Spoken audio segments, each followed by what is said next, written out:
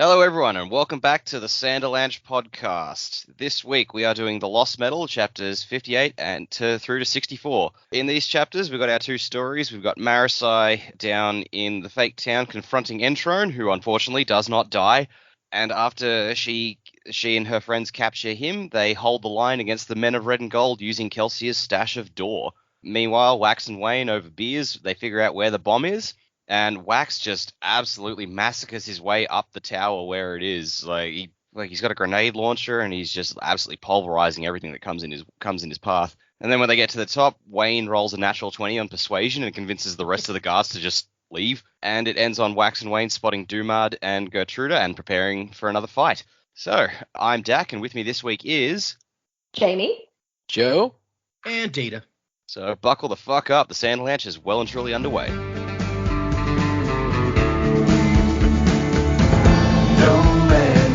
Truly outlast all the mistakes of his past.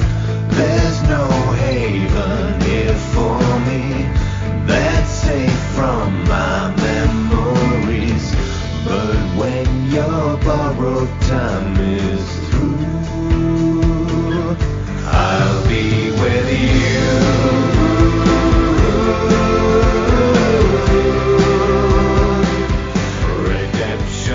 So yeah, that was an action-packed group of chapters. I would say definitely some big action in the Wax, and no, that's not fair. There's a lot of action in both. There's stuff happening here. So what did you guys think of these 7 chapters? A lot of fun. I liked since you bring it up, like the contrast between the action. Wax and Wayne's chapters full of massive bombastic action, like absolutely ripping through the top of a tower. Whereas Marisai is just a couple of people fighting and just busting through walls of a house. So it's like on a much smaller scale, but still just as tense and action-packed. So that was really cool. I will say that Wayne convincing all the guards to just leave and say, like, look, these are the guys that are just the dregs. Like, they're the ones who work here, not the ones who are the mercenaries who believe in the cause. We shouldn't kill them. Let's try and convince them to just go, and it succeeds. Is hands down the best Wayne moment of this series. That was fantastic. I absolutely love that bit. Just, it's one of the few times Wayne has done something, and you could say there's benefit in it for him, in that, there's less of a fight for him to have to go through, but he didn't seem to think of it that way. He did think of it as like, let's do this for them. So that was really cool. And yeah, Wax fighting up that tower was just like, holy shit, that's nuts. Was Brandon watching like The Raid or Dread when he was thinking of this sequence where like those guys just fight their way up the towers? I didn't even think about that. That does feel very Dread. Yeah, gotta watch that movie again.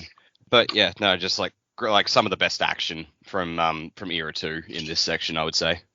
Yeah, no, I would agree with that probably. And it is this has been in a lot of ways a very Wayne centric book, even all the way back to the prologue where we got some Wayne history.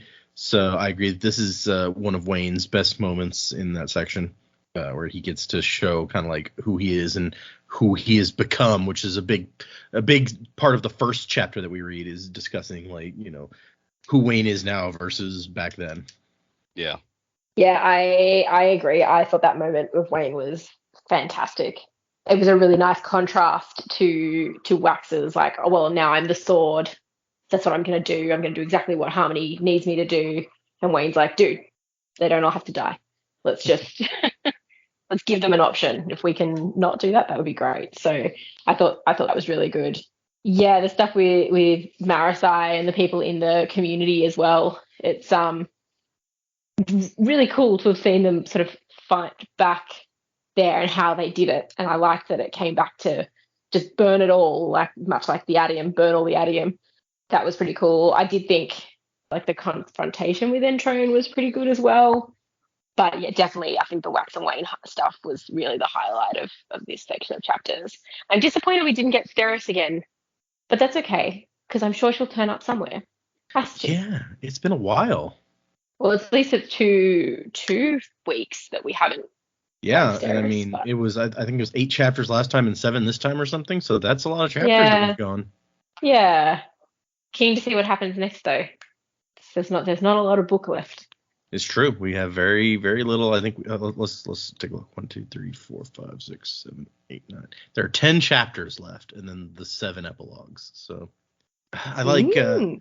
I do like you pointing out the callback to Hero of Ages where they used up all the adium and stuff. Since it calls it out in the book also. But it's funny because Dak mentioned last time that he's like maybe they'll be like replicating this part of the original where like he shows up with this army of Allomancers unexpectedly, and it kind of was the same part, just not in the same way that he thought. Yeah, not the way I thought it was. Not the way I thought it was going to happen, but I'll call it. I'll take it. I was kind of right. Yay! I like the little mirrors to the original trilogy. Even Wax going up the tower feels kind of like Vin in Well of Ascension, like murdering all those people in Set's keep. Although Wax, I don't think feels as bad about it as she did. No, but they did call back to the similarity on that too. So the Ascendant Warrior did it. It's like, okay, there's a lot that's been mirrored here. And we got a lot of talk about the original trilogy before, or there were the characters from the original trilogy, but I don't know that we've had that many times where the story is like mirroring it so exactly. I guess we did talk about like book 2 was the Kandra spy book or whatever, so there was that. Secret Kandra bad guy. Yep. Yeah, I like these chapters a lot. Obviously, we are well into the Sanderlanche, so there's a lot of action going on here. I will say the pacing of it, while I didn't mind it, I wouldn't say that it was perfect pacing between the two stories that were going on. Some of the places where they left off each part of the story, I was kind of like, well, this is really like one of those portions that I feel like as a reader, I would probably, and that's probably what Brandon intends, is like once you get this far, you're not going to put it down. It's like as a reader, where some of the chapters end feel kind of awkward to me, but that's probably because we've broken it up and we're reading it in the way that we're reading it. I would say overall, though, it's very good. The only other negative thing I would have to say about this section is like the confrontation with Entrone was good, but then once the people come in, they use the door, it's kind of anticlimactic how they stop the army. I was kind of like, oh, that's it. They're gonna suck up all the juice. It's not even like they're gonna suck up all the juice and fight the army like they did in the original trilogy. It's just like we're just gonna suck up all the juice so they can't come through the portal. But at the same time, I did feel like there was a lot of little pieces in here that answered questions that I've had about how perpendicularities work. And so it was nice to get a little bit of clarity on some of those moments. So I did enjoy that. But yeah, I like this stuff overall. Wax and Wayne, I mean, come on. The scenes were awesome. I will agree that maybe it is Wayne's best moment when he gets everybody to leave, but at the same time, it was a little bit ridiculous. Like, I feel like Dak even kind of poked fun of it when he said it's like he rolled a nat 20. It's like, yeah, he persuaded all these people to just leave, which, it's believable in the story to an extent, but I feel like we're suspending our belief just a little bit that he could accomplish that just by talking. So yeah, I mean, other than that, I really don't have. I feel like I'm nitpicking now, finding things to kind of poke at, but I'm really enjoying it. So really, I'm feeling a lot more positive than negative about it for sure. I can see some of the chapter endings being awkward, but I think where we actually ended it was a nice like. And it's pretty much a complete coincidence. It's not like I planned it because I just was going by chapter lengths, but it was a convenient place where like these things that we saw were pretty self-contained within this section, and they kind of wrapped up, and now we're moving into the next thing. So I think it actually ended in a kind of a good place. Yeah, I liked where we ended our section. It made a lot of sense to kind of be able to stop here and pause because things should shift now. Especially for Marisai, but Wax and Wayne as well. Yeah, I mean, it makes you. We have an idea of where things are going for Wax and Wayne because we see at the end like what they run into, but at the same time, it's like, well, I wonder where things are going to go for Marisai at this point. Maybe that's for predicaments. So, okay, I guess let's get into these 7 chapters. We start. It's a very relaxing first chapter considering where these things go very rapidly after this, but Wax and Wayne hanging out. Wax using his power to like push bottle caps off of bottles. That's cool. Yeah, right. Just like the small convenient things. And then Wayne has it's like, man, you remember the time that I shook it up first and you got beer all over you? And Wax is like, Which time? It's like, oh yeah, that Yeah. joke never gets old. It's like you do that all the time. He did it yesterday. We also we get mention of Independence Tower here, which I don't remember. It's probably come up once or twice before. Them looking at the center of the city. It'll become more important here in a minute.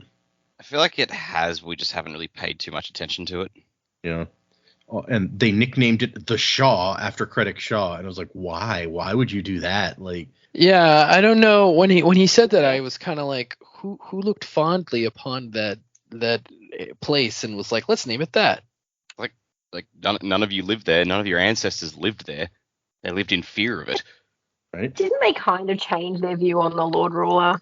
Like, he wasn't just a big bad in the end. He Yeah. was trying to do, like, yes, he was the big bad really at the beginning, but they kind of Yeah. changed their mind. It was like he was trying to do the right thing. Maybe based on the words of founding, depending Yeah. on what Harmony had put in there. Well, and we know there's people still like worshiping him. We heard about like the Sliverism religion or whatever, and there's even a town out there called like Rashikin. So Oh, that's right. Yeah. it seems weird to me. In like one of the biggest cities, they're like, yeah, we want to remember Credit Shaw, that great place. Yeah, I mean, it's probably not a direction that I would go, but, to each their own. Yeah. What are you gonna do? I mean, maybe I guess- Telson's behind it. I guess it could be interpreted as like a Credit Shaw was undisputably a symbol of power because that's where the Lord Ruler ruled from for so True. long. So it's like, hey, if we name it after him, we can feel just as powerful. Like, you think that, sure. That's a fair point. There's the propaganda poster that says independence through shared struggle, and Wayne's like, what the hell does that even mean? Which I like. That was a funny bit. Just makes me think of Monty Python. So we are struggling together in Life of Brian. I've never You seen got Life all- of Brian, actually. There's like a whole bunch of organizations that are trying to get out from underneath the Romans, but they're too busy fighting each other to fight the Romans. That sounds like what actually happened. So yeah, okay. Yeah. If Monty Python comedy appeals to you, you really must watch Life of Brian. It's Okay. quite funny. I've mixed Monty Python. Like I've watched like the Holy Grail. Holy Grail. And who doesn't love Everyone's Holy seen Grail? Everyone's seen Holy Grail, yeah. Yeah, and then I've watched some like of the original Python stuff, and I was just like, I don't like this as much. So Yeah, I've seen bits of the TV show, and it didn't quite grab me as much, but Life of Brian was genuinely... okay. I would hold Life of Brian up with Holy Grail for sure as like my two. Yeah. Definitely two favorites. What was the other one? And now for something completely different, was that there? That's like a skit comedy one. It's very good if you enjoy the skit comedy. Meaning of Life, I think, was the other one. Meaning of Life, that's I right. didn't like it as much. Meaning of Life, I think, is the one that I've seen. Yeah. Meaning of Life is weird. And I mean, It is weird, yeah. Monty Python in general is weird, but that was like a different kind. It's weird for them. Weird, Yeah. yes. Yeah.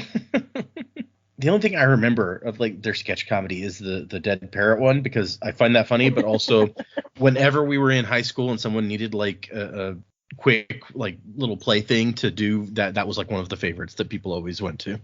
Yep. Okay, we got ways from the actual topic. We do that a So- lot. Enjoy Monty Python is the upshot. The Sanderlanche says Monty Python is A-okay. Yeah, we're always taking the most controversial stances on this show. Murder is bad. Monty Python's okay. Yeah. Hot takes. A lot of Monty Python has not aged well. So That's if fair. Yeah, if you're you're right new about to that. it, you probably won't find it as funny. But if you grew up with it, like myself, yeah. Yeah. But I can also accept that it is so far from being politically correct. Sure.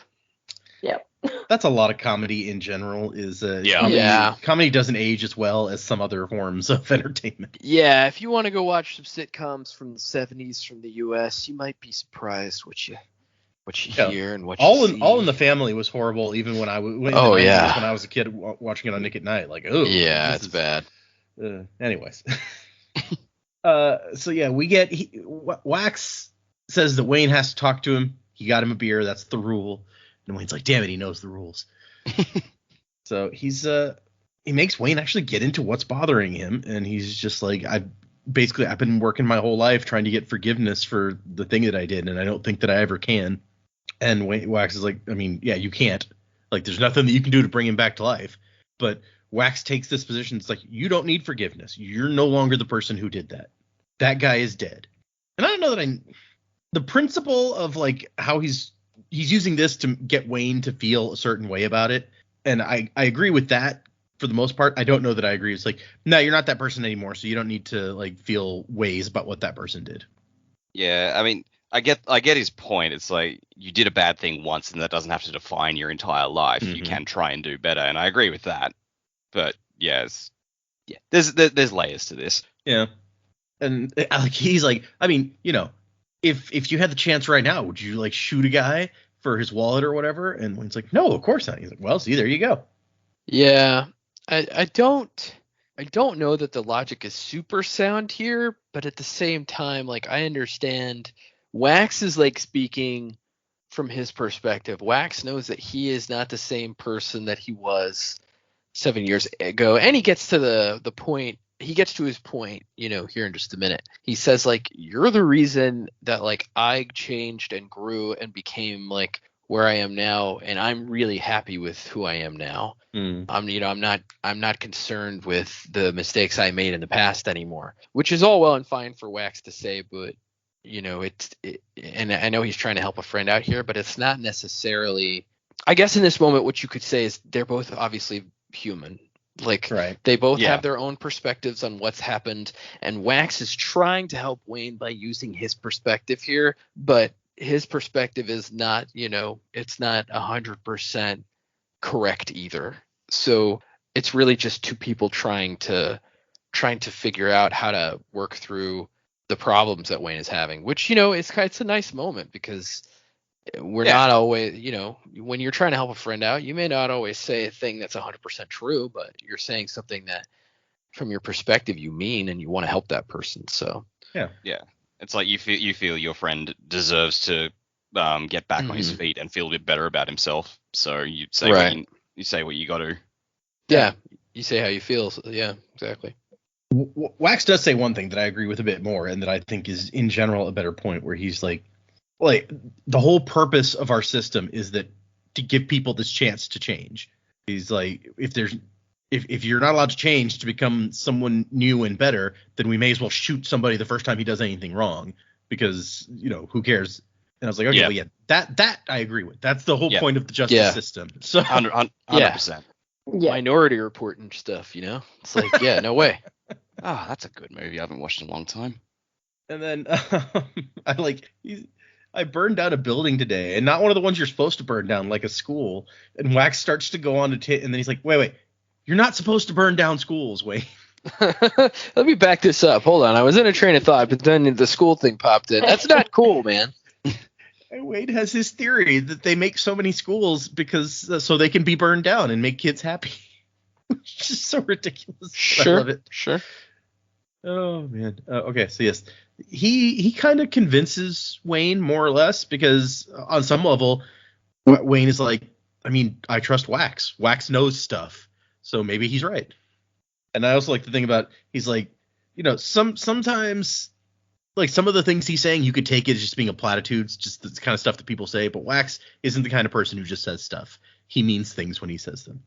Yeah, that's quite a that's it's a simple statement, but it's like, wow, that really does just sum Wax up to a T. Right. And yeah, I mean, that's really meaningful. I could see why, like, that's the part that Wayne's like, no, maybe it makes sense then. And so that's when they kind of move into, okay, we got to solve this problem about, you know, a city blowing up. And I do like Wax is like, let's see what Steris packed for us. Like, she packed their lunches, and they're like, let's see what she put in here, along with all the ammo and guns and stuff. Ooh, chocolate milk. There's wait a sandwich. Yeah. There's my first thing was like, I'd forgotten that they had not been gone for that long. I was like, why are you only now just checking what Steris packed for you? Also, wouldn't that be gross by now? But it's been like, what, a day? Yeah. Maybe two. Yeah. Yeah, I think this is the first night since they got to town, so. Yeah. Well, I forget how short the time frame is. Yeah, wasn't it night for the sting operation? I think it was day for the sting operation. Was it? I think so. Oh, I thought it was night. Oh, never mind. Yeah, all right. They haven't really stopped, though. It's been go, go, go since they got there. I Yeah. imagine if you're trying to save the world, the thought about stopping to have something to eat is probably pretty low. Yeah. Like, Yeah. it keeps happening Priorities. to us as well. Like Shatters herself, it's like we got to the end and it's like, holy shit, that was one night. Yeah, or even Alloy of Law, where it was like Steris had been kidnapped for like a day and a half or something, and we're like, really? Jeez. Yeah. But I love Wayne's like, pastrami? Hot double damn. Good thing you ignored me and stayed with that woman. She's quite a catch. And Wax just like gives him a look, and he's like, look, I was wrong about her, okay? And it's like, you did tell her that, right? You have apologized to her for the way you treated her. No. We know they've become more friendly, like with friendly insults and stuff. But yeah, I don't know that I feel like Wayne would ever say that to anyone's face, other than Wax. I know, but still, I can dream, damn it. And Wayne finds the special, or notices the special vials of metal that Harmony sent for Wax. He's already used 8 of the 16. He's like, yeah, Harmony said they were special. And Wayne's like, did he now? And he's just sitting there. Also he finds that they got the ball in there that Wax and his son played with. And he's like, yeah, Max must have helped Steris back. He sent me this little gift. And him throwing that into the air is what gives him his little revelation. He's like, I know where the bomb is. If you want to launch something far, you get it up high. What's the highest spot in town? I feel like there's got to be like, if you're having trouble launching it really far, then like truck it out to like a high spot somewhere in between Bilming and Ellendale and launch it from. I don't know. Maybe it's just me. Where is the mountain? Yeah. Yeah. And how would you have Wax's amazing, trip through a tower Right. if they're out on a hill? It's just True. logical. Yeah. Yeah. It's only logical, Captain. Wayne also has a replacement metal mine that he gets in there for Wax. So Wax has some extra metal mines full of weight, so he can, since he used it all up a minute ago. I wonder if he just like has a collection of those. Like he walks around at half weight all the time, and so he's just got like a mountain of these that are full up of weight.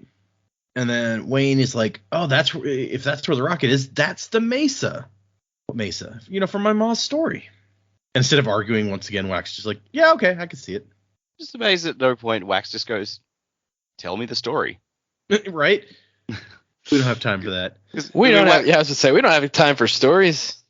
I feel like Wayne could summarize.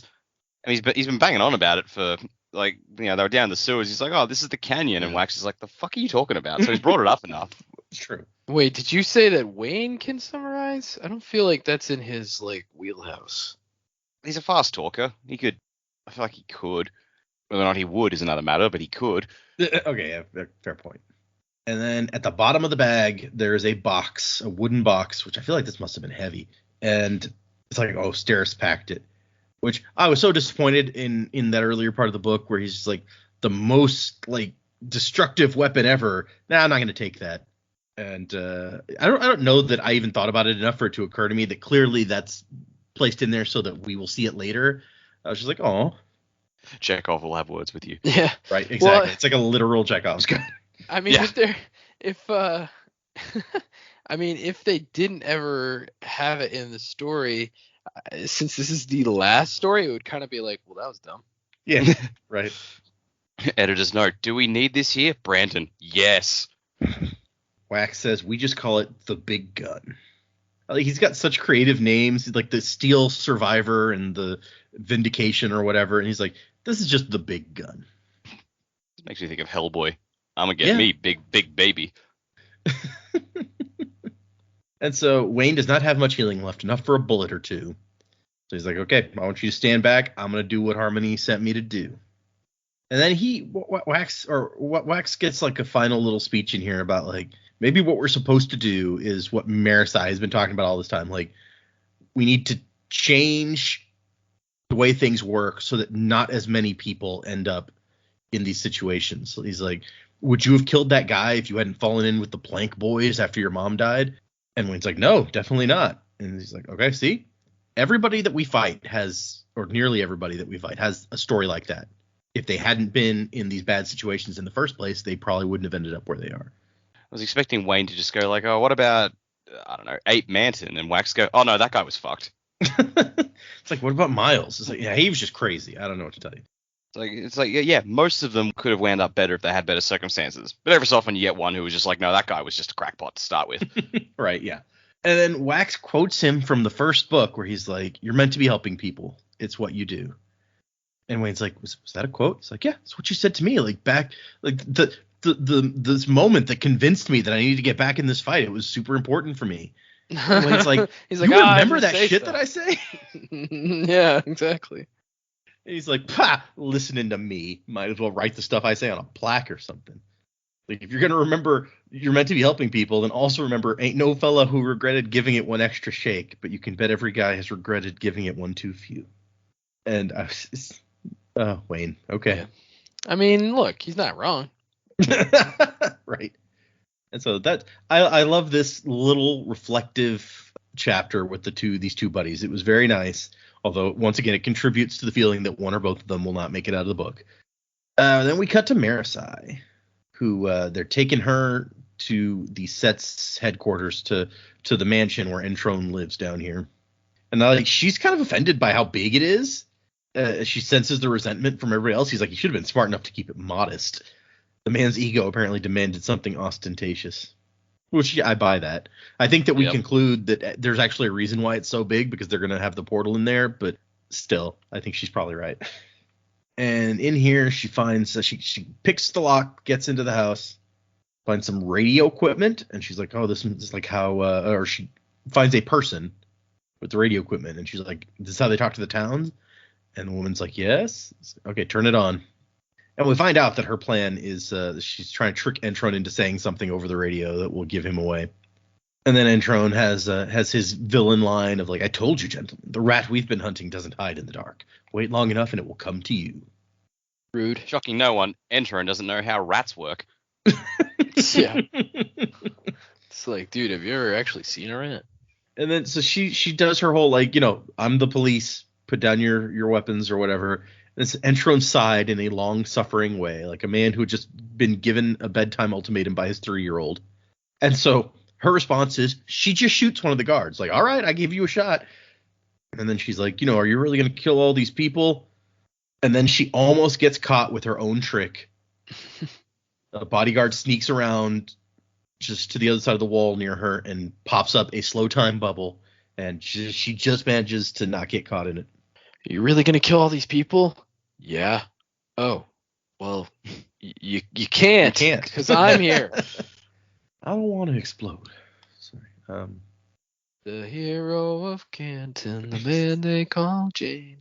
And she's like, tries to get him to say something. Like I said, she's like, why'd you lock all these people away and pretend that the world had ended?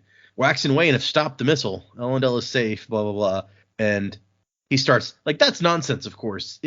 And then he realizes what she's doing, and he switches tacts. Like, I think you're a seriously ash-sick young woman. Please let us help you. And then flips off the radio. That was worth a shot. Yeah, it was a good try. And then he starts talking shit about the people now that they can't hear him. Like, they're a bunch of cowed civilians imprisoned here for 7 years, never knowing the truth. Never caring to know. You really think they'd help you? And so she switches tacks again to be like, you don't have to let autonomy invade our planet. Which I think she has a decent point here, actually, where there's been this concern that it's like, we have to blow up Ellendale or autonomy is going to send an army. Except apparently you guys are creating the portal for her to send the army through. Like, if you were not willingly helping her, it would be much harder for her to get an army here. So I don't understand why you're like, oh, we have to do it. Yeah, it really didn't make a lot of sense. I sort of got the impression it was a fear of like if he didn't do it, someone else would, and then he would be seen as a traitor, and autonomy would put him down. Like, this is his way of going, if I do this, autonomy won't try and kill me specifically. Yeah, that does seem to be his primary concern. Yeah. Because, yeah, I mean, she says, like, why would you do this? And he goes, because if I don't, she'll send them anyway, and then I'll be one of the ones who gets killed. Yeah. He's just all about saving his own skin. Dickhead. Something about the location contributes to her ability to do this, all the metalborn that they've collected down here. And they had to bring in a strange power, a glowing light. That's part of it. So I don't know if autonomy has purified door also, if she just has a different source of this stuff, but she also seems to have just this pure investiture. And he's like, are you a survivorist? Because, you know, what's the one thing that we're taught from childhood? And she goes, survive. Not like this, though. Kelsier didn't just do what the Lord Ruler demanded so that he could live. That's a fair point.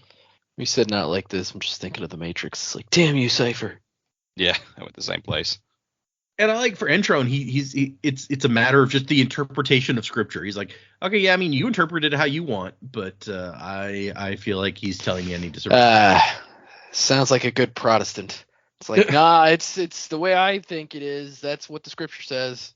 And then she tries to tell him, you're the mayor of the city. Your duty is to protect the people. And he's like, you can't possibly be that idealistic. Politics.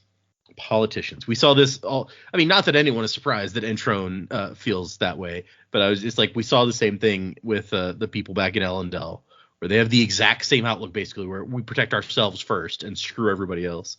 And it's not like Entrone has ever given any other impression that like there's anything good underneath all this. Like No. he is just rotten to the core. And then he starts just being a dick about, like, do you ever feel embarrassed about your useless power? I know your sister's an embarrassment to your father, but at least he acknowledged her. Like, that was unnecessary. Like, what are we even fucking doing? Also hypocritical, considering his plan for her was to get her caught in the same power that one of his guys had. Yeah. Like, oh yeah, super useless. That's why it was like one of your first attempts to stop her. Yeah, he's just being a D-bag. I think he was, I guess, trying to distract her, because then he rips through the wall going around the bubble, and she shoots him in the chest. The wounds heal immediately, even faster than Wayne. So he's got super strength. He's got super healing. This is not great. And then just this guy cannot talk without being a dick. He's like, I'm a god now, little bastard. It's like, is that necessary? Like, really? But also, like, all his threats, like, because we know him so well at this point, we're just like, you just sound pathetic. Like, yes, you've got power, but you just sound like a whiny little child who has just found like a weapon somewhere and reckons he knows how to use it. Yeah, like, Also, I've got a machine gun. Ho, ho, ho. like, you didn't have a good opinion of him to start with, but somehow this guy is just becoming, like, not more threatening, just more and more of an asshole. So it's like, Yeah. really? Dude. Yeah, and it's funny because we find out within like a paragraph space that he has these two powers, and it's still him being a bigger asshole than ever is what stands out to me, not like him being scarier than ever. Yeah. It's like, oh, you have powers. You're still a dick. But then Marisai gets her little retort where she's like, my strengths don't come from allomancy or weapons or credentials. I'm a constable. My strength comes from the people. And that's when some people get involved to help. Are rioting with the power of 1,000 allomancers, hit their emotions. And it is shame that is being rioted. Like, Marisai becomes like more ashamed than she's ever been in her life. And there's a good bit when she kind of gets out of it. She's just like, I mean, I don't even have that much to be ashamed about. If that's how it hit me, I can't imagine how it's hitting him, who is probably like has nothing to be proud of, basically. He's a loser. Did everyone spot at the end of our last section? She's like, we got to get you guys some medals. And then she hears a clink in her bag. And we didn't actually talk about it. But did everyone spot like what that meant for what was coming? I did not. We didn't talk about it. I had thought, well, I wonder if it has something to do with the door. But when I hear the way it was described, metal clinking, I was like, well, that doesn't necessarily mean that's what it is. So I wasn't sure, honestly. Yeah, when I didn't pick it at the time, I was like, oh, what clinked in her bag? Like, why has she paused? What has she got in there that could be a problem? And then when she started talking about using we've got to get you guys some metal, I was like, oh, no, she doesn't need metal. She can use that. That's what she was thinking. Cool. Good. Okay. I kind of meant to bring it up last time, and I didn't, so I was curious to touch back on that real quick. Now that we're seeing what happened. They got the super door juice, and Armel is helping out. And so she gets away. She warns them, like, be careful. Entrone is metalborn. He can heal and has incredible strength. But none of that helps you against, being a weeping ball of shame, basically. And she wouldn't have been able to get through the door if the Lord Mayor hadn't ripped her a new hole. So that's good, too. And she gets in, and she finds a big pool that she says that one jar gave Armel enough power to riot emotions like the Lord Ruler himself. And this pool probably holds thousands of jars worth of power. So this is a lot. Oh, nice. And when she gets close enough, she can see through to that other place with the dark sky and the misty ground. Thousands of inhuman soldiers with golden skin and glowing red eyes, carrying rifles of advanced design. So yeah, this could be bad. Sort of reminds me of like things like Avengers, Mm-hmm. where they're opening the portal for the Chitauri, and they're all just waiting there to come through. We got an army of Ultrons or something with machine guns. Yeah. And she gets an idea pretty quickly, like surprisingly quickly. I feel like she's like, the last emperor, Ellen Venture, had been faced with a similar problem, how to dispose of a great deal of power. So she knew what she needed to do. And apparently Armel had a leecher among her group. It's like, so, yep, we sucked out got rid of all his pewter, so he can heal now, but he's not going to be strong. So that's nice. And then Mara says, like, we need every Allomancer in the cavern here right now. We got a bunch of power we need to burn up. And we cut back to Wayne, Wax and Wayne, Wax is jumping across the city with Wayne on his back. And they've already established they can't go up the outside of this building, partly because there's no easy way to, like, push to keep yourself close to the building, but also because Wax is like, they will have snipers outside. So, and I do like when Wax doesn't break the window immediately. Wayne's like, oh, we're supposed to smash through the glass all dramatic like. Like, the door was right there. He's like, that's a good way to get cut to shreds. Which I feel like we've seen Wax smashing through windows before, so this is almost a little hypocritical, but whatever. Yeah. Doesn't he normally break the windows before he goes flying through them? Yeah, maybe. I mean, and Wayne goes, the Ascendant Warriors did it. Open. Yeah. Just breaks them open, yeah. And Wax says, when did, like, the Ascendant Warrior do it? Right before killing the Lord Ruler. Which, to your point, back at the end of the Final Empire, she totally breaks the glass with, like, some coins first before she smashes through it. So yeah, it's true. And Wax is like, since when do you know about, like, religious whatever? It's like, oh, it's in that little kid's book that Max and I read sometimes. Mm-hmm. Assassinating the Lord Ruler, isn't that a little violent for a kid's book? He's like, it ain't violence if it's religion. Don't you know anything? And boy, howdy, does he make a good point. I mean, yeah, yep. He's not wrong. Straight away, I just go, Noah's Ark. Most of the world's population died. Okay. Yeah. We teach that story to children about the origin of rainbows. Yep, it's true. I mean, there's in the blood of the world. Yeah. There's all sorts of great Old Testament, sure, horrifying things. Like when those kids are making fun of the prophet guy for being bald, so he calls them bears to eat them. Maul them, That's not right. eat them. Yeah. I assume that the bears had a snack afterwards. I mean, it says Maul, so. Darth Maul, got it. I forgot he was in there. Ba, ba, ba, ba. Oh. And Wayne is just like, those are soldiers in there, dude. Like, I came down here all those years ago because of a cute little case involving train cars, what got robbed in a funny way. How'd I end up mixed up with dark gods, armies, bombs destroying cities, and ghosts? We ain't even talked about the ghosts. He's never gotten a chance to talk about the ghost thing. Yeah. And I played Death that one time. That was pretty fun, actually. I'd do that again. But first I played Death, then I met Death. Yeah. And then when he met Death, he was like, hey, I got the accent kind of right. That was his main concern. Yep. Or are you the remains of an asteroid that collided with Death? That seems probable. And so now we get a new plan name. They're going to do Scary Tree. And Wayne says, I don't need no health for Scary Tree. Just you watch. I love their names. They make me so happy. They're always great. And so Wayne puts on Wax's mist coat to create a distraction, basically, so that everyone will start shooting at him because everyone is so scared of Dawn Shot. It's like he thinks probably, it's part of it's the exaggerating of the broadsheets, but also finding the bands of mourning and using those, that probably didn't hurt its reputation any. And so while Wayne gets everybody looking at him by being a scary tree, I guess, Wax goes around the side of the room, takes down a couple guys who are trying to flank them with just coins in the back of the head. Very, very brutal and quick. And then even more brutally, he's like, these guys may have weapons made of aluminum or whatever, but they've got these big floodlights that they're using to illuminate Wayne. And the floodlights are made of normal metal. So he just crushes them with the lights and then sweeps the whole thing out the building, out the window, and down to the street below, which is just, geez. I mean, that would have been very hardcore if it wasn't for what we're going to see momentarily. Yeah, that's the warm-up act. Yeah.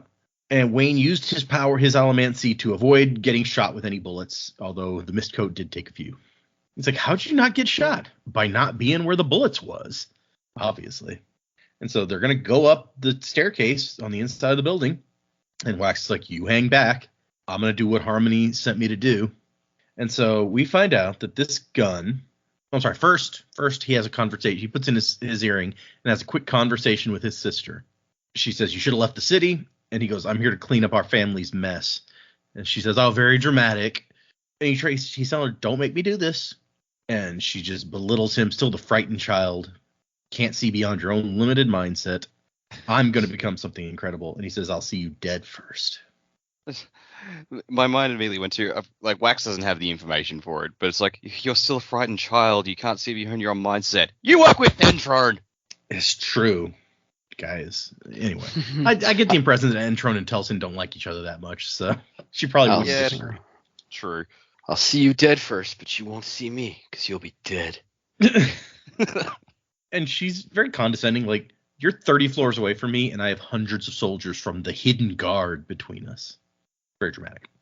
She says, you can't beat me. You never had the vision for that. I'll always be ahead of you. And he goes, if you really had foresight, you would have killed me when I first came back to the city 7 years ago.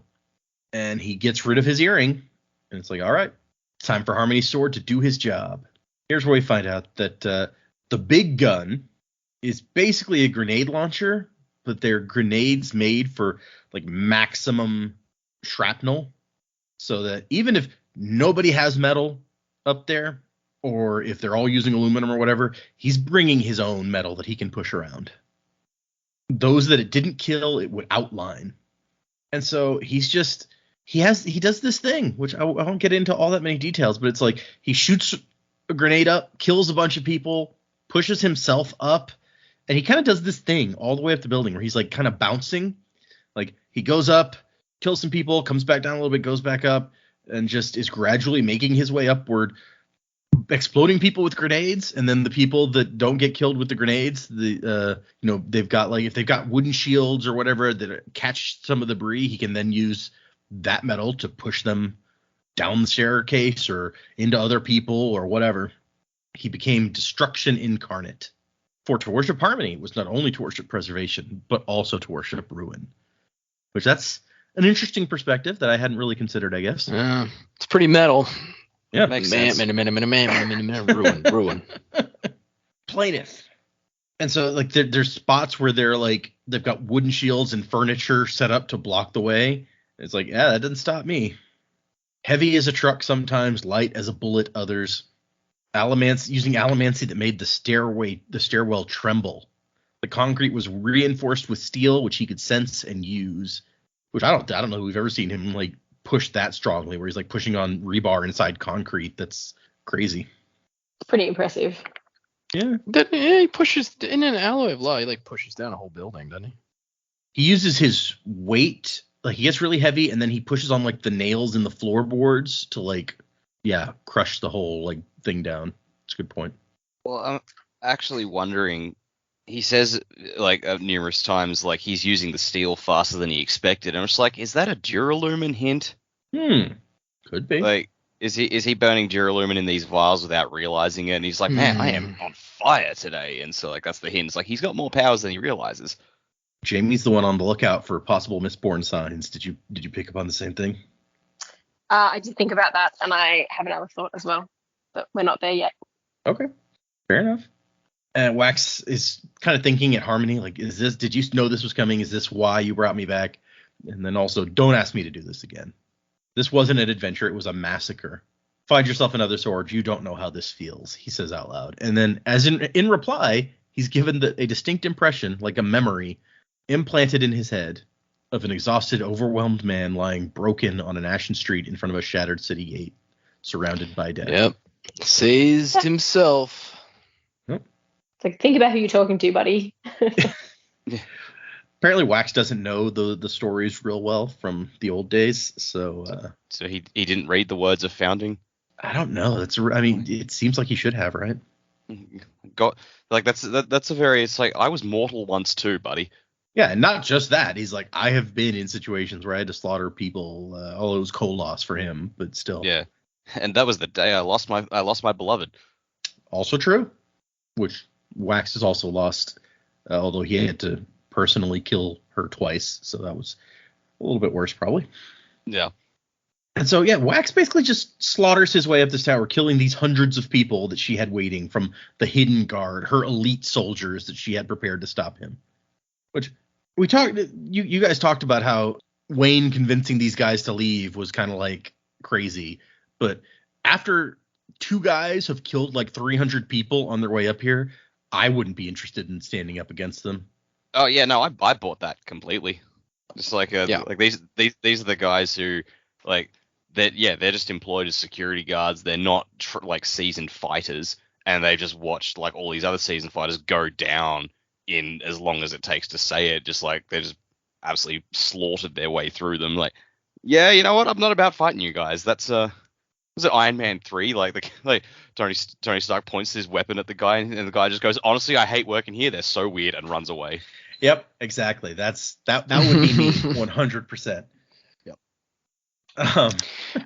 While I get it, some of it does seem a little bit like, well, I don't know, every single one of them. And I get it, you don't want to be there by yourself, like the one left behind to fight these guys. But at the same time, yeah. You'd think that some of them would have a bit more resolve than that. Right. It's like, oh, yeah, all of them are going to run away.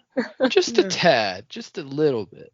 Well, it could be herd mentality though. Like once one guy starts running, a few more just like, fuck it, if he's going, I'm going, and they run. Right. And then like the ones who have a bit more resolve realize, oh, we've got less and less people by the second to take this on. I'm not doing this by I'm happy to stay here and fight, but I'm not doing it by myself, and it looks like I'm about to be by myself. So fuck it, I'm out.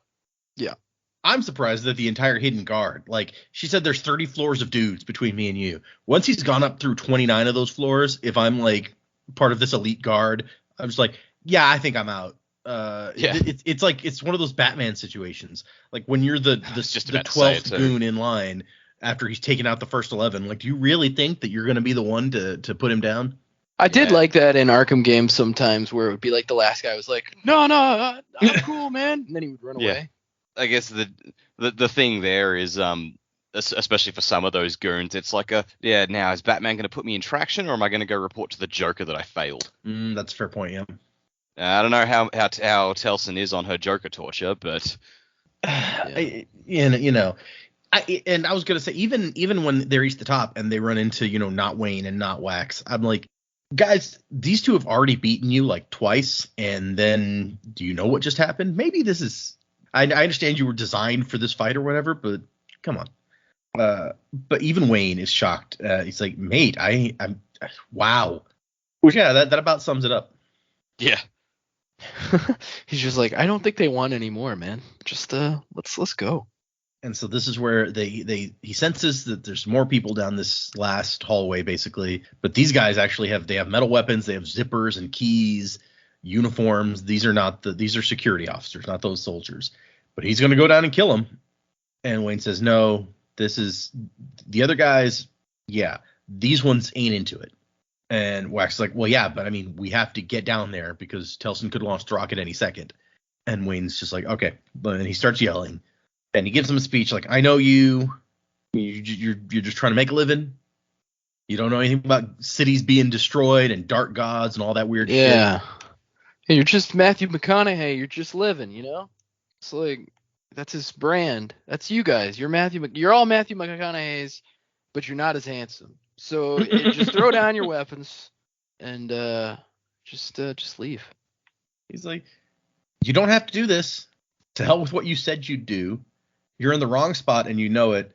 There's a door, and we're about to come down there, killing anyone who is there. So if you want to stay and fight, okay, but you don't got to. You could go out that door, and we won't be shooting at you first if you're headed for the door. It's what he says. At least I'm not guaranteeing we won't get you, but we're not going to be going for you first. And this is where he's like, sometimes you need a sword, and sometimes you need, I don't know, like a shield. That's probably too poetic. I don't do poetry, but yeah, you know what I mean. That's Pokemon now. I don't know what you're talking about.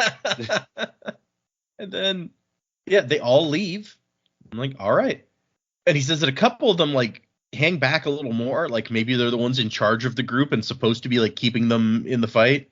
But when the army left you alone facing 2 trained twinborns with notches in their stocks running to 3 digits, well, and then here comes dude in the top hat and a suit and the girl in the bowler hat, her head completely healed now, and trying to imitate a Wayne grin. And hell if Wayne's like, oh, these idiots again. Okay, fine. I'll take the girl, you take... And see, this is the entire book. While I was reading it the first time and recording my thoughts, I was just, whenever they run into these people, I'm like, this is like a genre thing that you should just know. When there's someone specifically designed to face you, you don't face them. You trade and you fight the other one. And that is where Wax... I was so happy when Wax finally says it here. I'm like, thank you, somebody figured it out. He's like, no. Yeah. We're going to swap. And that's the last we see of them in this section. We cut back to Marisi for the very short chapter that we talked about where they're going to just use up all the power. She's got her allomantic grenades, and she's like taking all of this power to charge her allomancy and shoving it into the grenades because she doesn't want to just slow down everyone in the room. That's not really going to help. So, and she's just like, I've never tried to put this much power in one before. I wonder how long like these would last now. I'm worried that one's going to explode or something, but maybe that's just me. And then a guy's like, what do I do with all this power? And she's like, just use it. It doesn't matter what for. We just got to get rid of it. Doesn't this feel like a waste? That's the point. Yep. And then what she does is her grenades get full and she sends them through to slow down the people on the other side because they were about to start coming through. Very, very quick thinking, Marisi. And yeah, they managed to get rid of it. They suck up all this power, thousands of jars of power, basically. When one jar let Twin Soul make his big like rock mech thing. So just imagine what he could have done with all this. It was a hell of an afternoon for these guys. Yeah. And so I guess we're good. The army can't come through now. At least not here. I mean, maybe they could try to come through in the south. We don't really know. Yeah, not sure how that works. And I can see why it would feel like an anticlimax after all the predictions about, like, they're going to have to team up with the Southerners to fight this army and, like all these possibilities for this giant, like, military conflict. And it's like, no, they just shut the door. We've had crazy things happen in less chapters to go. It's true. Armel's like, okay, so now what? And Marisi says, now we hope that my friends had an easier time of it than I have. They didn't. They definitely did not. No. You had to fight like 3 guys. To be fair, they had to fight like 300 guys. Now you did have to have some lady morph into a different kind of lady, which was weird, but That's true. Yeah, I kind of forgot about that for a second. But yeah, that is the end of our section. So we are now, like I said, we are 10 chapters from the end of the end of the numbered chapters, and then we got the 7 epilogues after that. So not a lot of space to wrap up. And there's actually there is one chapter in these remaining 10 that's even shorter than this chapter was. Bloody hell. I know, right? So what do you guys think? What are we gonna? I feel like they want us to at least think that we've wrapped up one of the major plot points of like this army, where Maris is like, okay, we won, and Wax and Wayne seem close to maybe wrapping up the other big one. But we also haven't seen, as Jamie pointed out, we haven't seen Steris in a while, and they were about to get into some shit. So there's a lot to go and not much left, not much time left. What do you guys think is going to happen? I'm really not sure where that's all gonna go.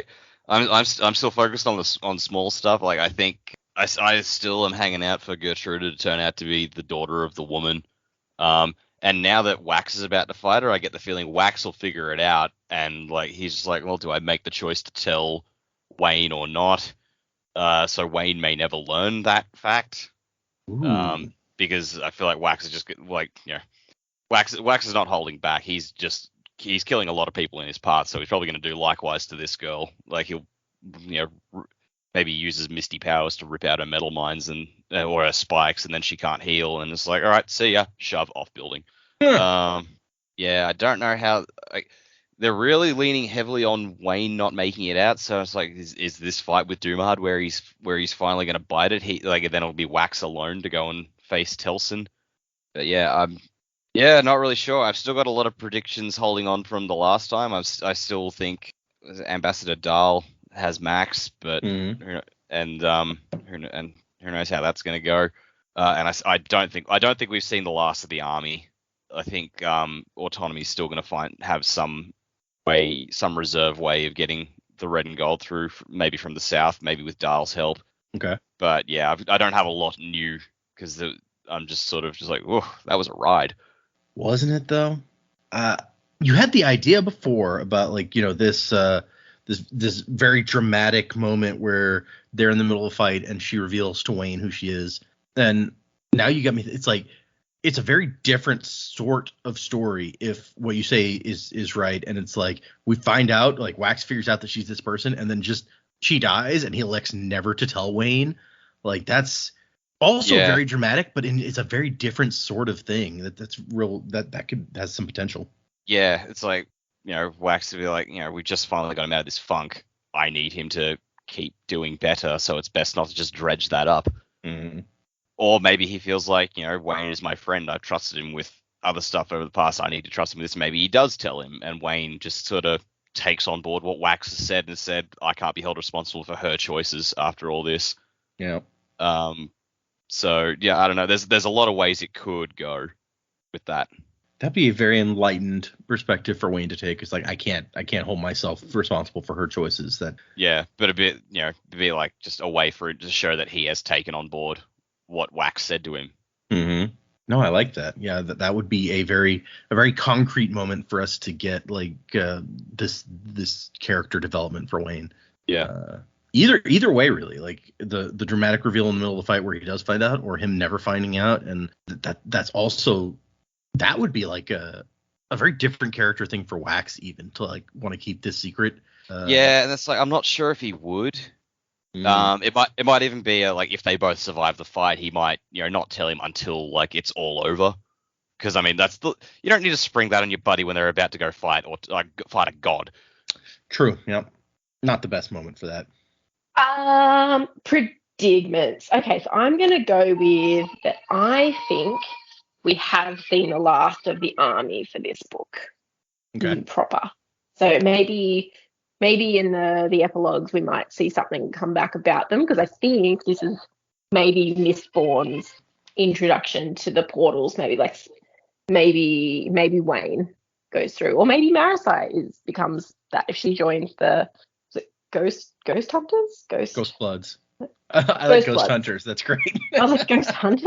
No. If she joins the Ghost Bloods, then maybe this is like her introduction into the portal. So I think that serves more of that than it does something in the book. I think we get to this point in the book and we've gone big predictions, really grand, crazy things, and then there's just not enough time and we're all a bit like, oh, is that all it was? So for the time we have left before the story itself wraps, did you say there's 10 chapters and then 7? Yep. Yeah, so we've only got 10 chapters left. I just don't know how we'd be able to get the army back in. So I think they're done. I think that storyline's wrapped. Okay. It is in a different order than what we expected. I think we expected to be able to deal with the local threat and then move on to the bigger threat, like the global threat. But I think that we've probably flipped it on its head. So if that's done now, you still need Wax and Wayne to be able to solve Telson's issues, in that she's being a turd. She doesn't have a problem. She's just not fun to deal with. If Telson's at the top of the tower, they're pretty close to that coming to a head as well, which should then solve the threat to Ellendale. How they're going to do that, I think Telson's going to have to die. I think that's the only way they're going to get out of that. But I think maybe Autonomy will take care of that rather than Wax. Don't know how, but I think maybe that will be how that solves.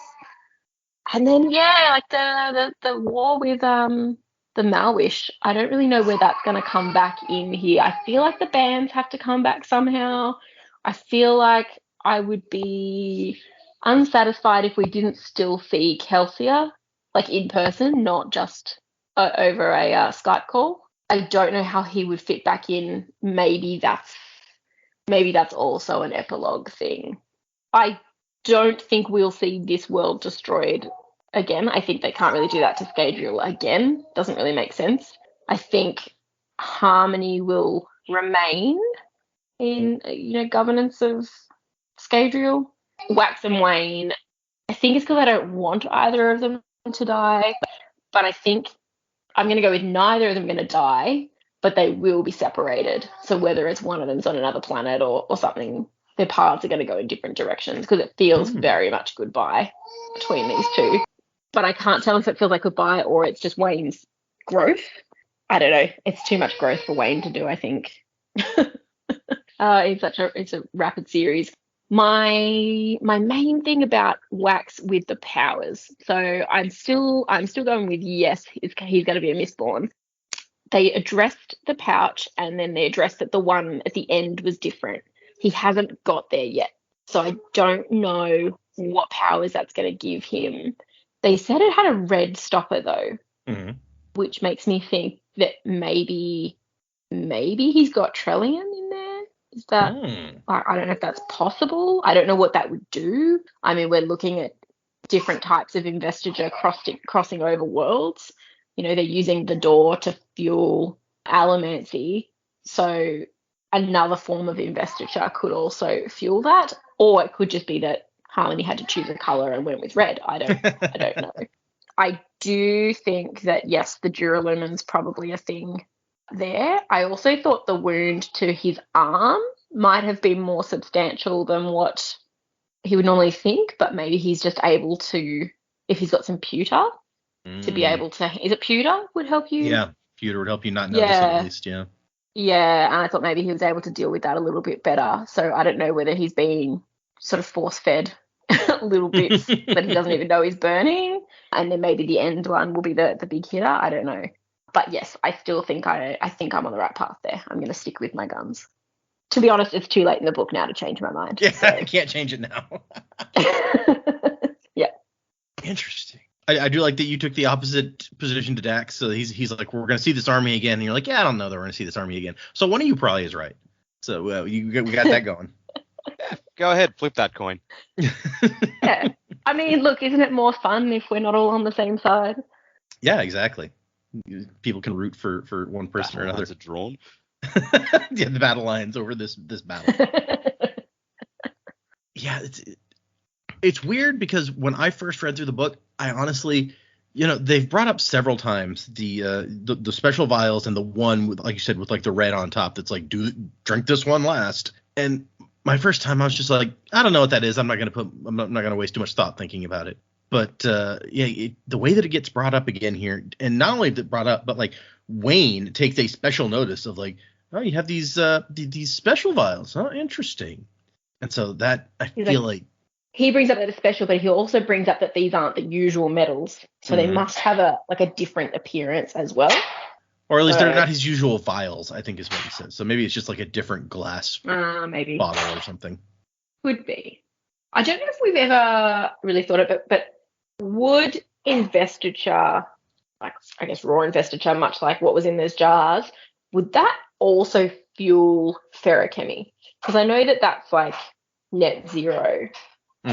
Whereas allomancy, you can actually ingest something to give you that power. Like investiture wouldn't fill your metal mines? That is a really good question that I hadn't thought of at this point. We know that you can power, like if you're a compounder, you can use like the energy from allomancy to like fuel your ferrochemy and like supercharge it. So I feel like maybe if you just had raw power, you could use that for ferro. That would be super useful. Maybe that might even explain how, you remember we back in Bands of Mourning, like Wax stole that unkeyed gold metal mine from Lady Kelsina or whatever, and then Wayne is like, holy crap, this has more health than I've ever seen before. And maybe that could explain like how they could get that without having to save it up, basically. Maybe. I just wasn't sure if it was something we'd actually addressed or thought of or anything like that, because that could, for example, if you were able to get some raw investiture into Wayne, his healing ability could significantly increase. But you could basically like turn him into a Miles as long as he had some of that juice, like to super heal. That's a good point. That could save him at the end. Maybe we think he died, and it turns out that he juice some super healing juice. Maybe he's hoping. Oh, Super healing juice. Yep, that's my favorite kind of juice. that's Sure. how they're going to advertise it in building. Super healing Yeah. juice. It's Now- the squinchiest. Yeah. Now with more juice. We've seen that they have some weird advertising in these broadsheets. It's like, what was it? It's like Dr. Vif's Sparkle Tonic, and they have some weird stuff here. So you never know what they're gonna do. You never know. It was like accurate Suni pups with a special pocket. With a Oh zipper. yeah, the flesh pocket. I love the flesh pocket. Oh damp? boy. Yeah. Ugh. Hey man, we're coming to the end here. So anything could happen. I'm on Jamie's side. I think we have seen the last of the army. If we see more of them, I think it's going to be in one of those "I'll get you next time" Power Rangers type of situations where we see them, but they're like, they're not like posing a threat. They're just like off in wherever they are and unable to get to our heroes kind of way. As anticlimactic as that might be, I feel like that kind of fits more with what we've seen in the past for Brandon's style, and just in general what like I would expect from him at this point. It just, to me, it seems more likely that is going to be the outcome, that we're not actually going to engage this army in any real way now that we've kind of gotten through that danger and it's somewhat past. So that being said, I would guess that Wayne is still going to die or fake his death, which is kind of the train of thought I've been on for a while. Mm-hmm. I had thought, I don't think it's going to be in this battle. I think they're going to get through these two people. They're going to defeat them. I think their strategy of going after the other one is going to work. I am with you. I never mentioned it, but I'm with you, Data. I think that they should have kind of, the second time they face these people, I think they should have figured that out. Like, oh, why don't you fight him and I'll fight the other one? Because they barely made it out of that alive. So. Mm-hmm. So I think that's going to be successful strategy for them. I think that there's going to be a moment when there's some kind of confrontation with Telson where there's a sacrificial play that needs to happen, and Wax is like, I'll do it, because that's what Wax does. And then Wayne swoops in and is like, no, I'm doing it. It's me. And so whether that kills him or he fakes his death or whatever, I think that might be the case. What might be even more interesting, which this section kind of gave me the thought that this might be what happens, is if Wayne does what Wayne does and he takes whatever's in the red vial and he uses it for himself. And if that red vial, let's say, had Lerasium in it or something to make him into a Mistborn, but then he immediately is killed using that power or fakes his death. Faking his death might be more fun because then he could go, globe trotting or universe trotting with Mistborn powers. So that might be cool. But if he decides, since he's the one who pointed it out, like, hey, you got this other vial, if he decides to try to use it to see what will happen, maybe that'll kind of in some way help them win.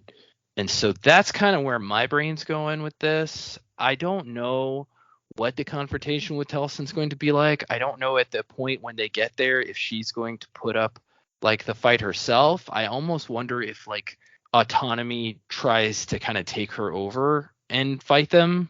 That might be something interesting, different than what we've seen in the past, so that they're actually fighting like the big bad as opposed to, the Avatar, the Trell Avatar. The Last Airbender, sure, yeah.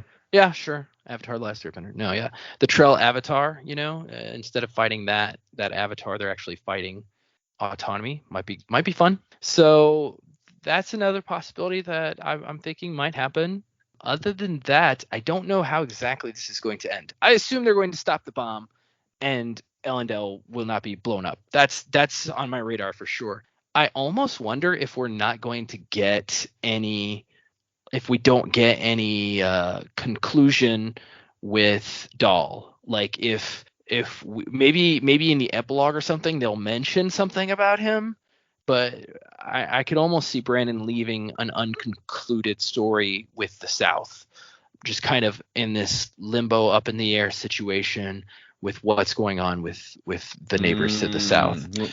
Like leaving it Maybe it open would be to a develop loose- in the next. Yes, Yeah, in era whatever in whatever form that takes. It doesn't even have to be Era 3. It could be, because now, like he said when we went and listened to him at the con date, it's like all the gloves are off. So like Dahl or people in the South, they could show up in the next work that's not Skate Reel related. It doesn't have to be Era 3, you know? That's a fair point. Like anything could happen potentially from here in his works. So, you know, I feel like what I've been kind of wanting since we started the Mistborn series, there for Era 1, and then we started, once we left that original trilogy and kind of went off into these other Cosmere related things, I feel like he's now world building in the way that I was hoping would happen from the beginning. It almost seems fortuitous that our podcast started when it did. It's like we're kind of on the frontier of when these things might actually start being woven directly together by Brandon and his company. So it's kind of cool to kind of see what could happen, because this book, from everything I've heard, seen, is the first book where that's really happened, where there's been such direct relation to other events going on in the Cosmere. So with that being said, I feel like it's really open from here on out for us to see these kinds of things interwoven and connected in any new works that come out in the future. So it'll kind of be, it's almost kind of weird. We're going to go back and read stuff that was written before, so we're not going to get as much direct Cosmere stuff interwoven. So it'd be kind of interesting to see what we can pick out. But yeah, I think going forward with new content, it's very possible we'll see all sorts of things connected together. So that's kind of an overall prediction for maybe where the Cosmere content is going. But yeah, I don't know that Dahl is going to be brought up again, maybe in this book specifically, or even the South in general. But we'll see. I guess that's all I got, really. I'm excited to finish the story. I mean, I know we won't get to read the epilogues before next time, but we're recording tomorrow our time, so like we're about to finish everything but the epilogues, so that'll be cool. No, we got. Oh, you're ruining my dreams. Damn it. I could have sworn you said we were going to read the rest, and then the epilogues would be the next one.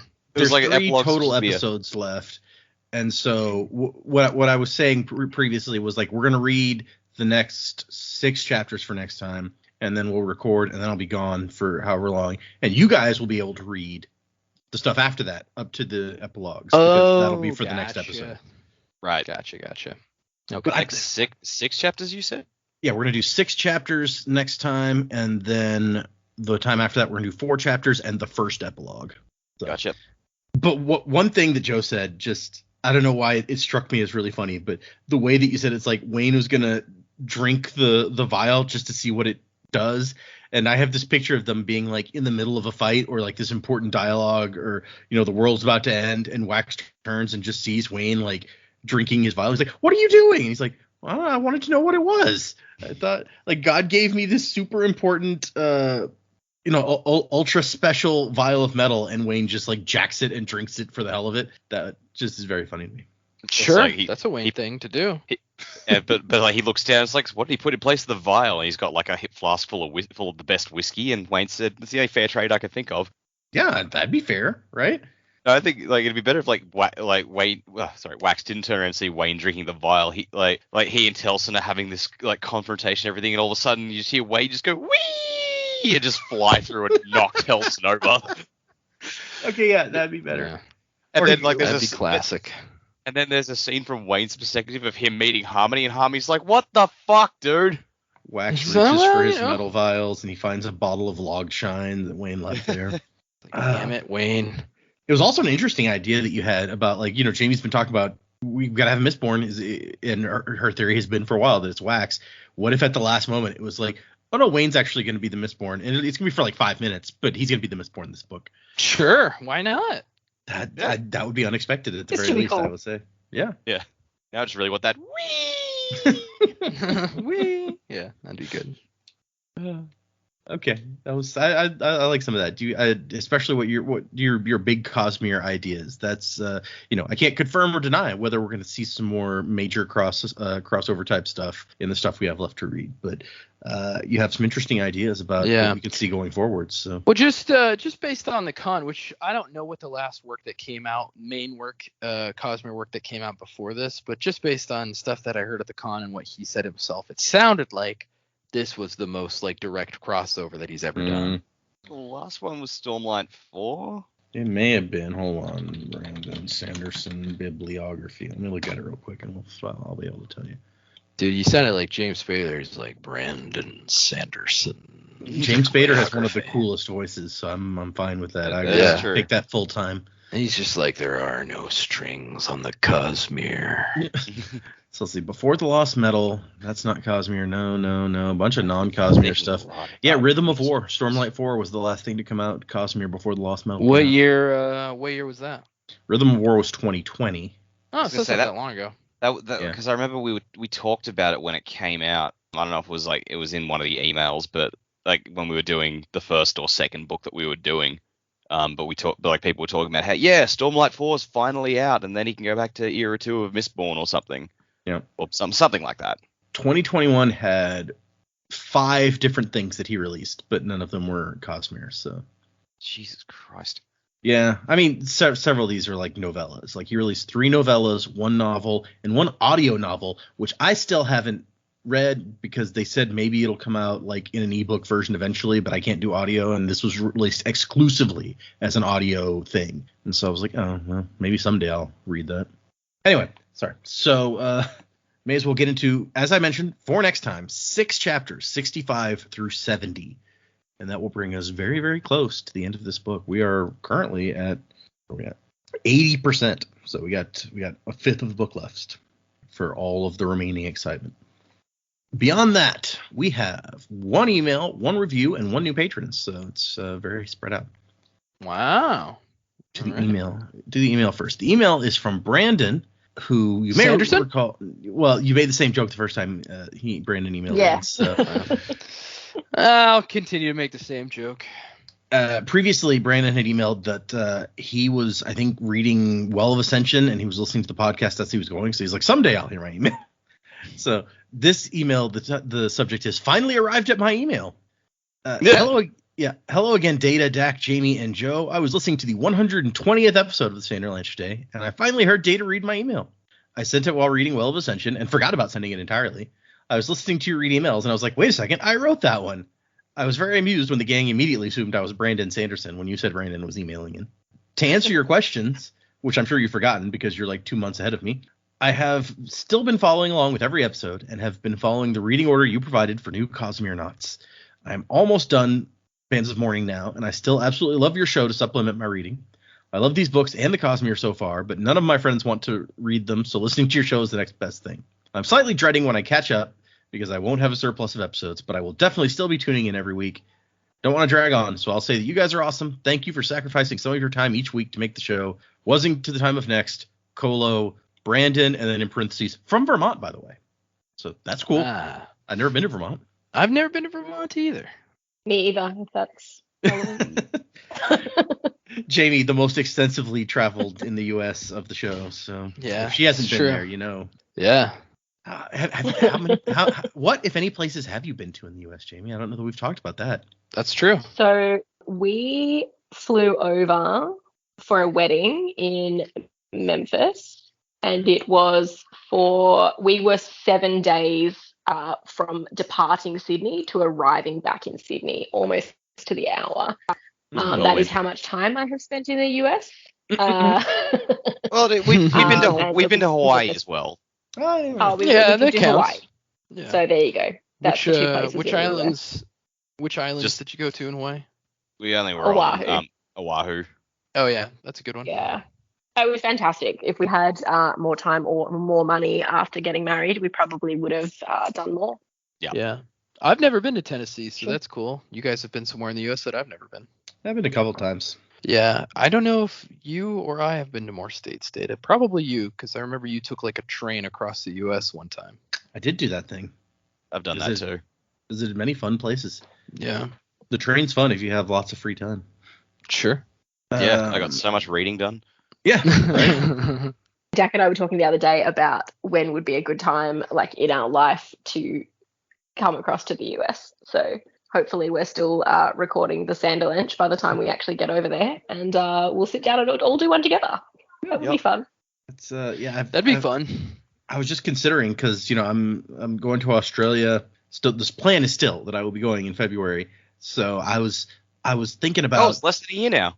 Yep. I was since I will no longer be going with the person I was going with before. I was trying to decide: do I take one of the kids? Do I find someone else who, like a buddy who wants to share the cost with me or whatever? And I was like, I have 2 3-year-olds who I do not think would handle a 16-hour flight well, so that's probably not the way to go with that. So I was like, yeah, if you guys want to wait till the kids get a little older than that, where they can actually appreciate and maybe even remember before you take them on like amazing trips across the world. Yeah, for sure. Yeah. Especially like Disney and stuff. Like, don't go while they don't remember it. Yeah, we took the kids, the twins, when they were like 1, and I was like, why? They're not going to remember it. They're going to be annoyed the whole time because their schedule is completely disrupted, and it's going to be a pain for everyone around. But we did it. They enjoyed some of the stuff. I'm sure they'll never remember it, but No, I'm sure that's already floated out of their memory. We took them again when they were 3 though, and they remember that so far. So just right. While we've been talking, I got a message on Discord from somebody to read here on the podcast. So let's do that. Did you vet this message? Vaguely. Okay.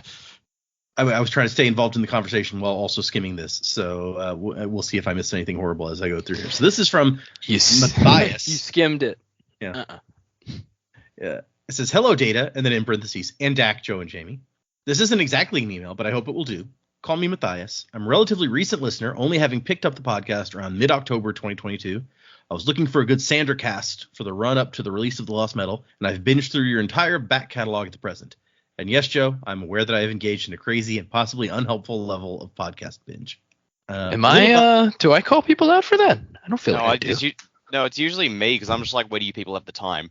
Yeah, I understand podcast binging. Listen, I'm on like my 3rd run of Tell 'em Steve Dave, which has over 500 episodes, and I'm on like episode 348, and I just keep listening.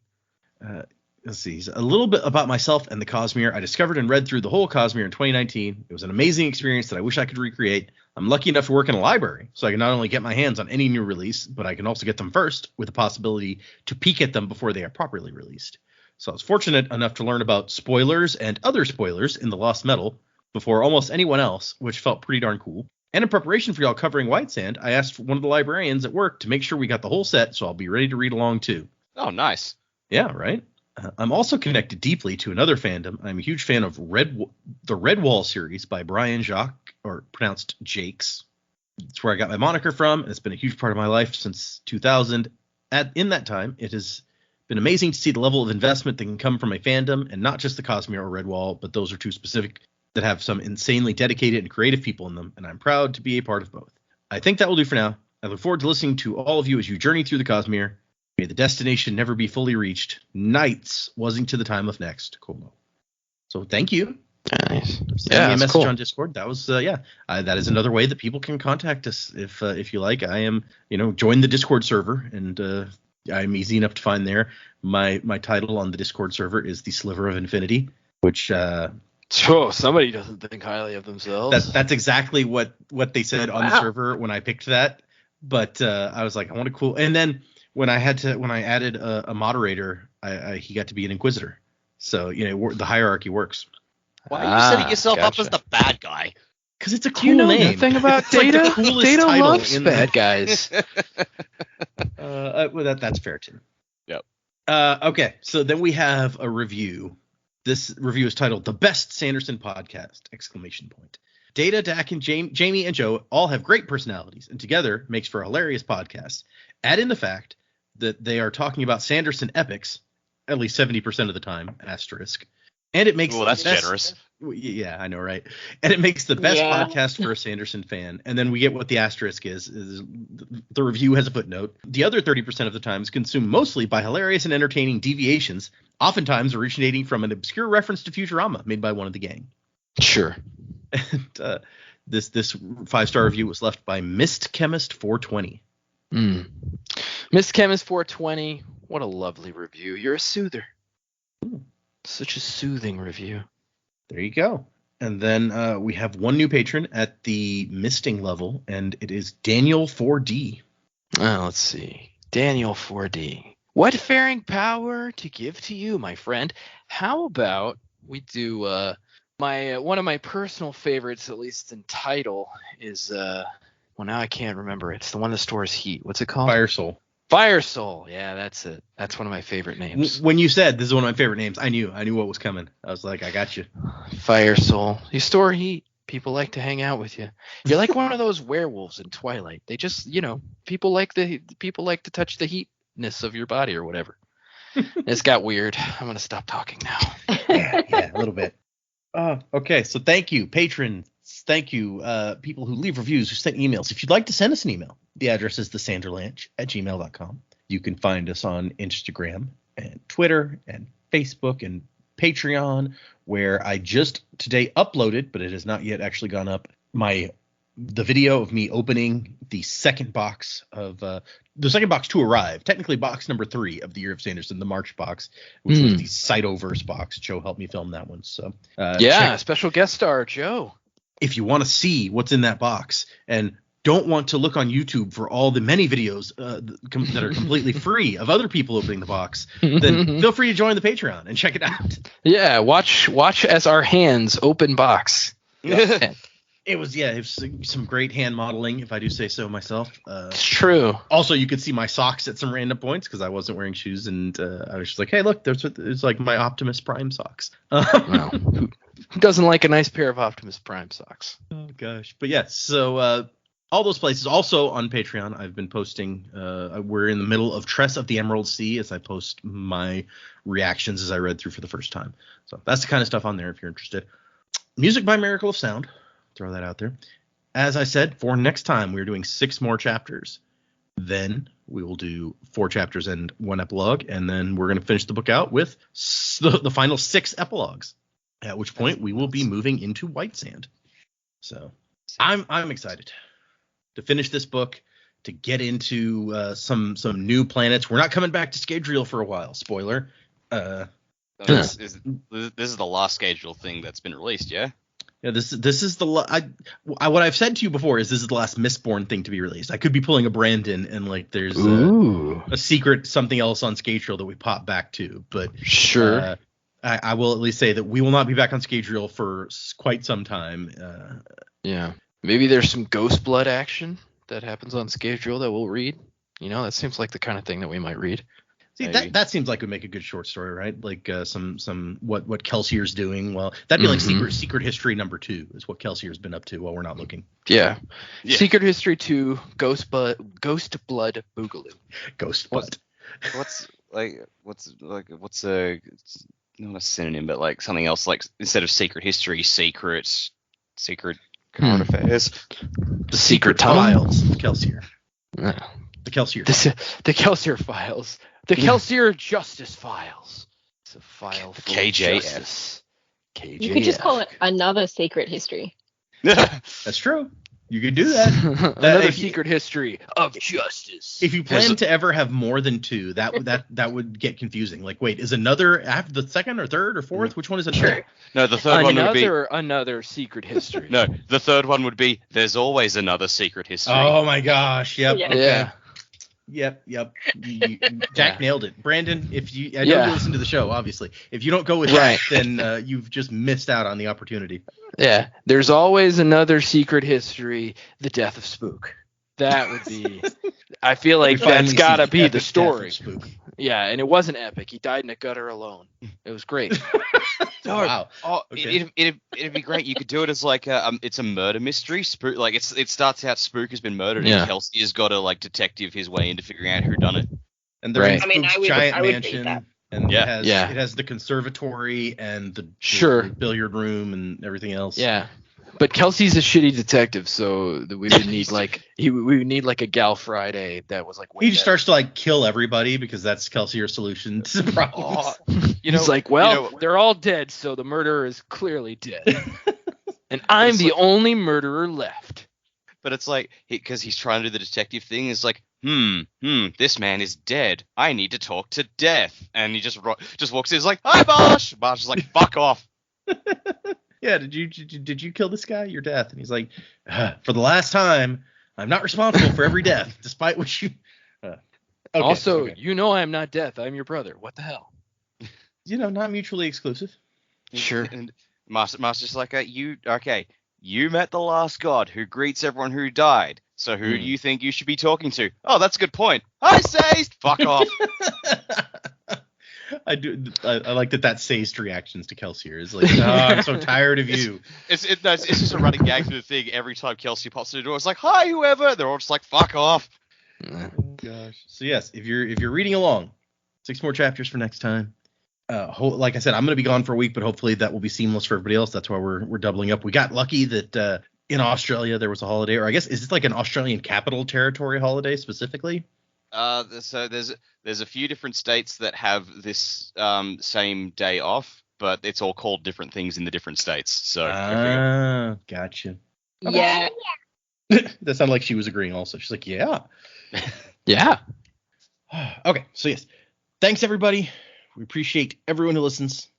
Join the Discord, chat, check out all of the places that you can find us online. I post random things on Instagram sometimes. Our YouTube is almost all the way caught up. I think I got to the beginning of The Lost Metal and or the end of Bands of Mourning rather, and then I think that's where I stopped last time. I'll have to look. So that's mostly caught up. I mean, why you would go and listen to that if you're already listening to this, I don't necessarily know. But anyway, thanks everybody. 6 chapters. And wuzzing to the time of next. Hello.